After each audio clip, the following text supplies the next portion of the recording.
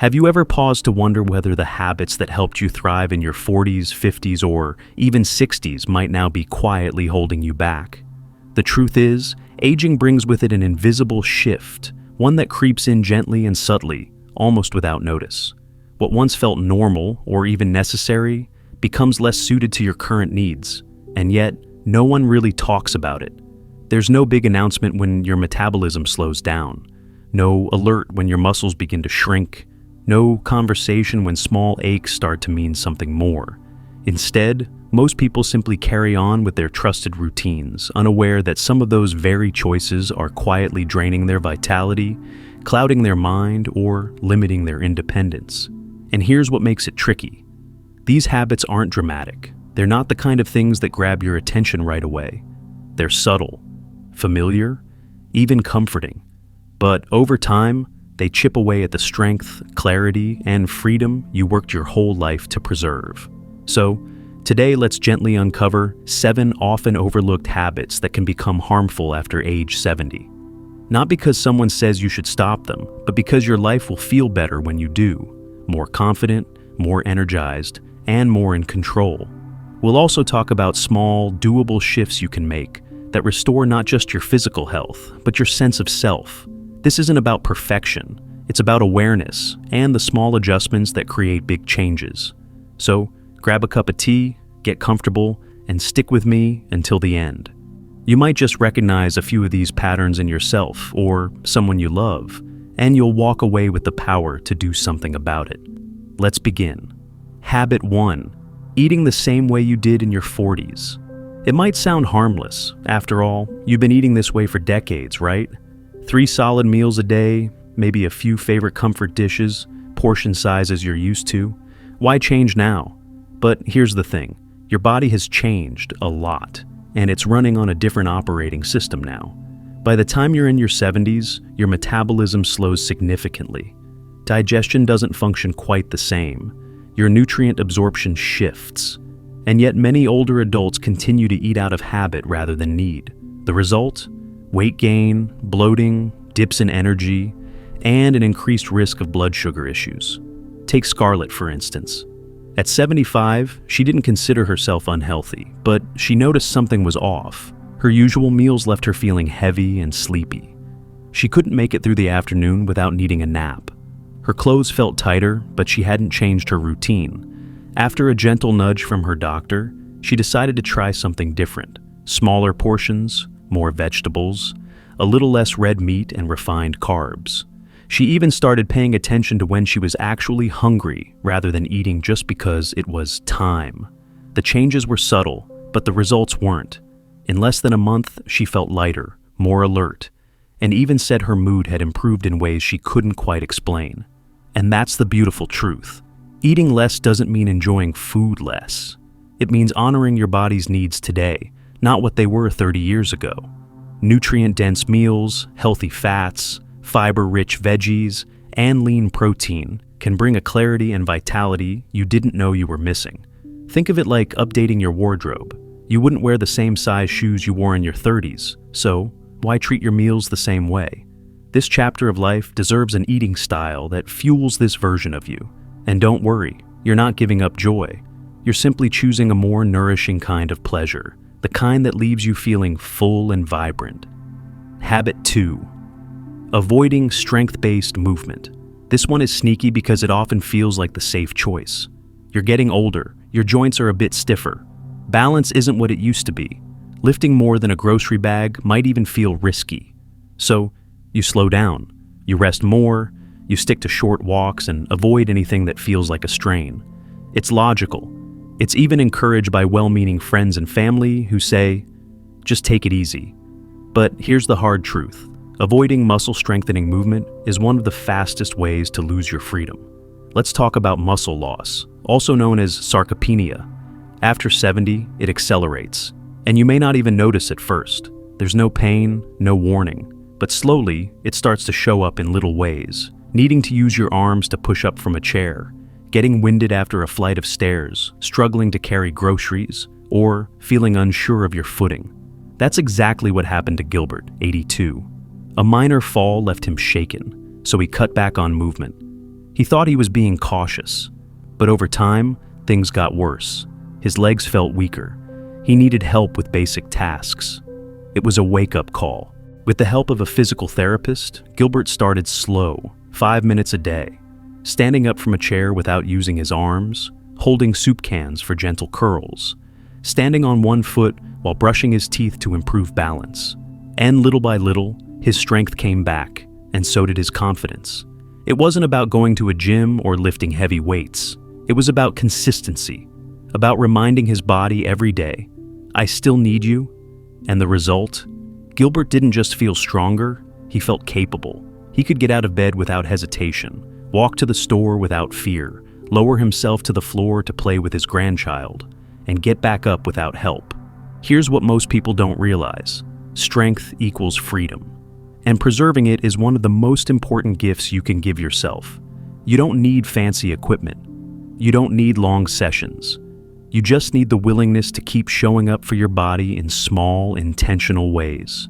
Because each step, each lift, each stretch, it adds up, and it tells your body, we're not done yet. Habit 3, withdrawing from social connection. It starts subtly. You begin canceling a few plans, skipping social gatherings. Staying home feels easier, quieter, more predictable.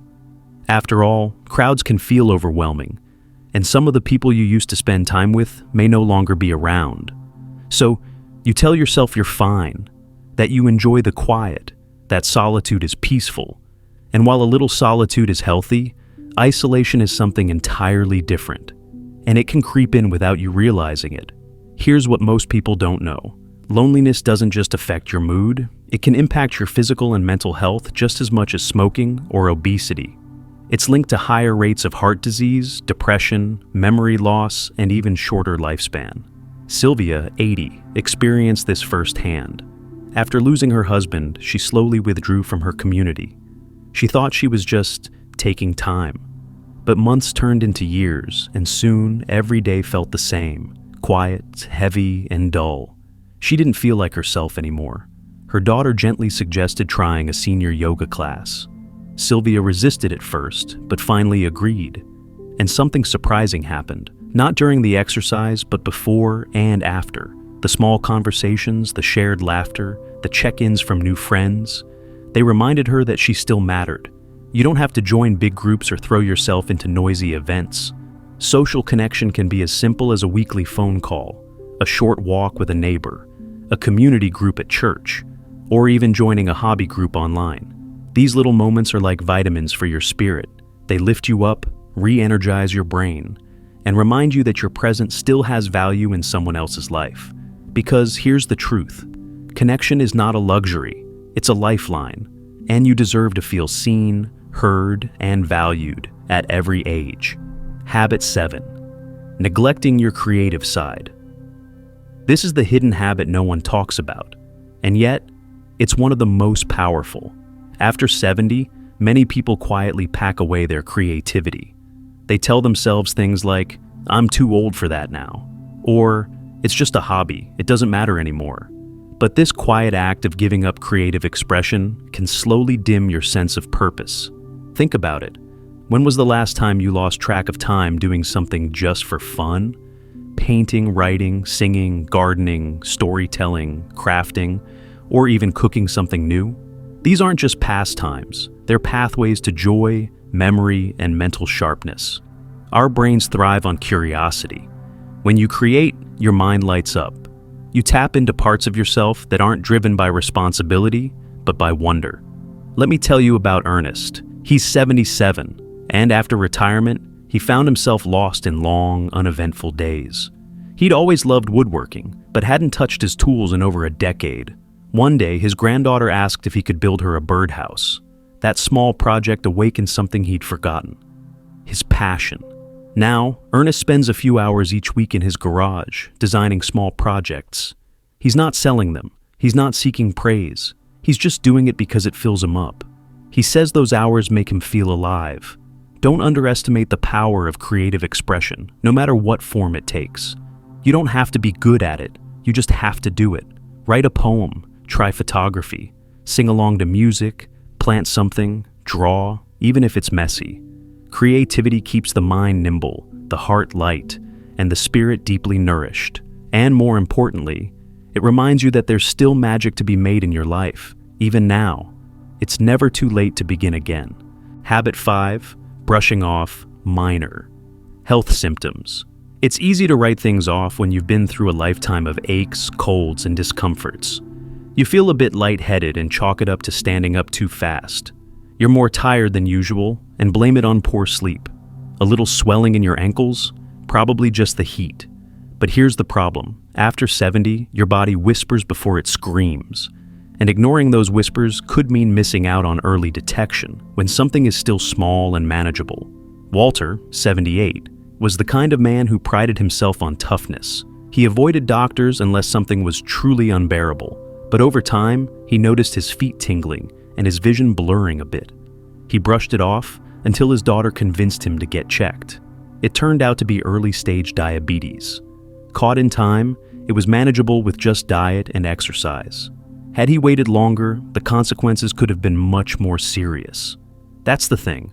You know your body better than anyone. And when something feels off, it deserves your attention, not your silence. The goal isn't to run to the doctor for every hiccup. It's about listening carefully, because the older we get, the more our body becomes a communicator. It will let you know when something needs support. You just have to be willing to listen. And if a medical professional dismisses your concerns, you have every right to seek another opinion. Your life experience doesn't make you a burden. It makes you your own best advocate. Don't wait for a red flag to become a crisis. Every early checkup, every question you ask, is a vote for your well-being, for your independence, and for your peace of mind. Habit 6. Relying on memory alone. Throughout your life, your memory has probably been something you took pride in. You remembered appointments, birthdays, and to-dos without needing to write anything down. Maybe you've always thought, why start using reminders now? But here's a gentle truth. After 70, relying solely on memory can become more stressful than supportive, especially when it comes to medications, schedules, or important dates. And when those little forgetful moments start piling up, the consequences can go beyond a missed lunch date. Forgetting whether you've taken your medication or accidentally doubling up can be dangerous. It's more common than most people like to admit, and it often begins with just a little hesitation. Wait, did I already take my pills today? That's what happened to Bill, 73. A lifelong sharp thinker, he always kept track of everything in his head. But after missing a specialist appointment and accidentally skipping his blood pressure medication twice in 1 week, he realized something had shifted. At first he felt embarrassed, like he was losing control. But once he started using a simple notebook and phone alarms, a surprising thing happened. His anxiety went down, and his confidence went up. He wasn't losing his ability, he was adapting. And that made all the difference. Using reminders, checklists, calendars, and pill organizers isn't a sign of decline. It's a sign of wisdom. It frees up your brain to focus on what matters instead of carrying a mental to-do list around all day. And the best part? Once it becomes routine, you'll wonder why you didn't start sooner. Because true independence isn't about remembering everything. It's about having systems in place that help you live more smoothly and securely. Habit 7. Completely avoiding technology. Of all the habits we've covered, this one might be the most quietly limiting because it disguises itself as simplicity. Maybe you've said it before, I don't need all that technology, or I'm too old to figure this out. And on the surface, it feels reasonable. You've managed just fine without smartphones, apps, or voice assistants for most of your life. Why complicate things now? But here's the deeper truth. Avoiding technology entirely doesn't simplify life. It can actually make it harder and more isolating. Louise, 79, felt this tension. Every time she needed to check an appointment or order a prescription refill, she'd call her daughter. Her daughter was always helpful, but Louise couldn't help but feel more and more dependent. That changed when her grandson spent an afternoon showing her a few basics on her phone, how to use her calendar, set reminders, check weather updates, and even order groceries. The learning curve was real. There were moments of frustration, confusion, and a few laughs. But slowly, Louise found herself doing things on her own again. And what she felt wasn't just convenience, it was freedom, independence, a sense of capability she hadn't felt in years. Technology doesn't have to mean downloading dozens of apps or spending hours online. It can be as simple as using a medication reminder, texting a friend, or watching an exercise video on YouTube. The tools are out there, and they're made to serve you. You don't need to be an expert. You just need a little curiosity and someone patient to guide you through. And if you've ever felt embarrassed for not knowing how something works, please let that go. Everyone starts somewhere, and there's zero shame in learning something new at any age. Technology isn't the enemy of aging. It's one of the best allies you can have. When used wisely, it can help you stay connected, organized, informed, and safe. And most importantly, it can remind you that you're not stuck. You're still growing. If there's one truth that's become clear, it's this. After 70, the rules change, but no one gives you a new playbook. You're expected to adapt without being told how. You're praised for taking it easy when what you really need is purpose, strength, and connection. It's no wonder so many fall into routines that seem harmless, but slowly chip away at the life they truly want to live. But here's the good news. You're still in charge. You still get to shape your days. You still have the power to say, I'm going to do this differently. Whether it's choosing a lighter, smarter way of eating, adding simple strength movements into your morning, reconnecting with old friends, or finally asking someone to help you with that gadget you've avoided. None of these changes require perfection. They only ask for one thing, your willingness to start. Because aging doesn't mean fading away. It means stepping into a new chapter with all the wisdom you've gained, and choosing to live it with curiosity, confidence, and care. You still have so much to offer. And some of your best, most meaningful moments, they could be just ahead. So, which habit spoke to you the most today? Leave a comment below. We'd love to hear your story and your reflections. Your voice helps others feel less alone. And if you found this helpful, please consider subscribing and sharing it with someone you care about. Your support allows us to keep creating uplifting content made just for you. Thank you for being here. Keep growing, keep learning, and most of all, keep showing up for yourself. We'll see you in the next video.